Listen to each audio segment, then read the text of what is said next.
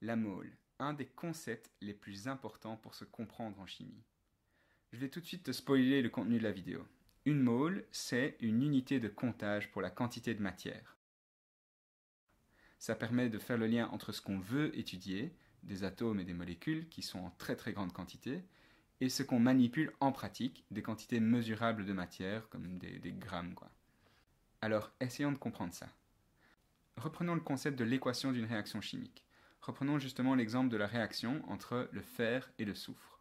On peut écrire que le fer, Fe, plus le soufre, S, réagissent pour former du sulfure de fer 2, FeS. Et si tu as déjà appris à lire une équation chimique au niveau atomique et moléculaire, tu sais que cette équation veut donc dire que un atome de fer réagit avec un atome de soufre pour former une molécule de sulfure de fer 2. D'accord, mais toi, si tu fais réagir un petit tas de soufre avec un petit paquet de limaille de fer, et que tu te retrouves à la fin avec un petit tas de sulfure de fer 2, bah, t'as pas juste fait réagir un atome avec un autre atome pour former une molécule. Tu en as fait réagir beaucoup. Mais combien? Combien d'atomes de fer et de soufre ont réagi? Eh bien, ce qu'on sait en tout cas, grâce au tableau périodique, c'est que la masse atomique relative du fer, c'est 55,85, et que la masse atomique relative du soufre, c'est 32,06. Donc, et ici, suis-moi bien, c'est capital à comprendre.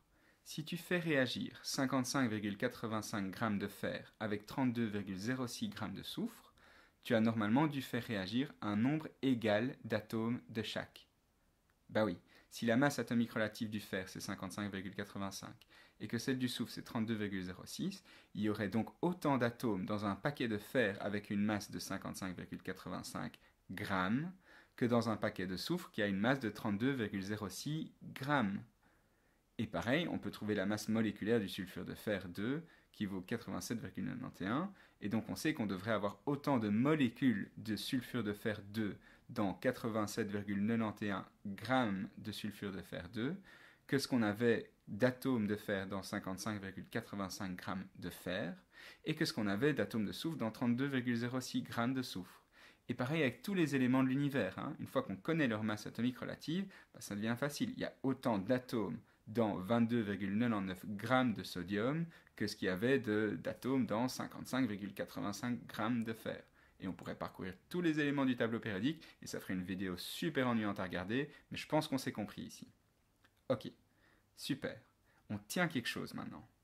Mais combien est-ce qu'il y a de ces atomes ou de ces molécules? On sait que quand on a les bonnes quantités de grammes, on sait qu'il y a autant d'atomes chaque fois. Mais à combien d'atomes ça correspond? On vient de dire qu'il y en a la même quantité dans 55,85 g de fer, dans 32,06 g de soufre et dans 87,91 g de sulfure de fer. Mais c'est quoi cette quantité?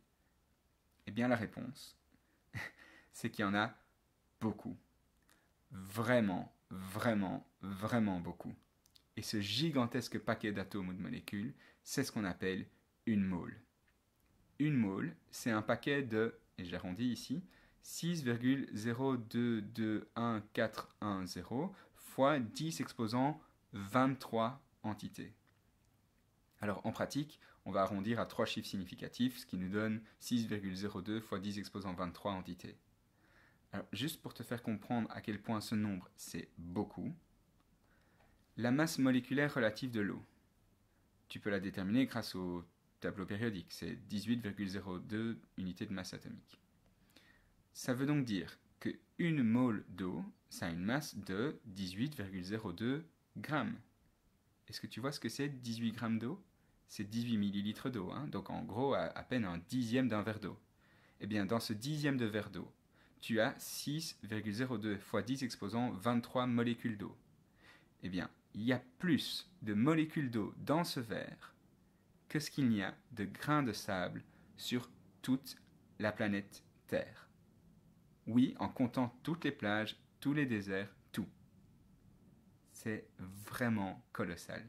Il y a probablement plus de molécules d'eau dans ce dixième de verre d'eau que d'étoiles dans l'univers observable. Alors absorbe un peu le choc, revisionne ces quelques dernières secondes de vidéo si tu veux, mais c'est quelque chose qu'il va falloir progressivement accepter. Le monde est fait de quantités colossales, de moles d'atomes. Une mole, C'est donc un paquet de 6,02 x 10 exposant 23. Et en soi, on pourrait compter des moles de n'importe quoi, hein, pas juste des atomes et des molécules. Ici, en chimie, on va travailler avec des moles d'atomes et des moles de molécules. Mais si on avait envie, on pourrait compter des moles de chaussettes. Une mole de chaussettes, c'est 6,02 x 10 exposant 23 chaussettes. Ce serait beaucoup trop de chaussettes pour moi, pour toi et même pour l'humanité entière pendant des milliards d'années. Alors, la mole, c'est donc une unité de comptage pour la quantité de matière quand on travaille en chimie. Et on symbolise la quantité de matière par la lettre petit n. Et les unités de la quantité de matière sont donc les moles. Les moles qu'on va abréger en mol, M-O-L. Alors tu vas me dire que comme abréviation de mol à mol, on aurait pu faire mieux, et je suis tout à fait d'accord avec toi. Mais donc une dernière chose, ce nombre, le 6,02 x 10 exposant 23, c'est ce qu'on appelle le nombre d'Avogadro, nom qu'on a choisi en l'honneur de monsieur Avogadro, qui bizarrement n'a pas fait la découverte de ce nombre, mais on s'est dit que ça lui ferait plaisir si seulement il avait été en vie pour le savoir, mais bon, soit. Le nombre d'Avogadro, qu'on va symboliser grand N indice A, donc 6,02 x 10 exposant 23 entités par mole, permet de faire la conversion entre la quantité de matière et le nombre d'entités. Donc si on symbolise X, le nombre d'entités, ça correspond à la quantité de matière N en mole fois le nombre d'Avogadro en entités par mole. Alors, juste pour te donner un cas concret, si un jour dans la rue, quelqu'un te pose la question « Combien y a-t-il de molécules dans 2 moles d'acide chlorhydrique ?» Tu peux facilement résoudre ça. Il y a 2 fois 6,02 x 10 exposant 23. Ça nous fait 1,20 x 10 exposant 24 molécules d'HCl. Voilà donc la mole, concept central, ça va revenir tout le temps en chimie, donc prends vraiment bien le temps d'emmagasiner ces infos.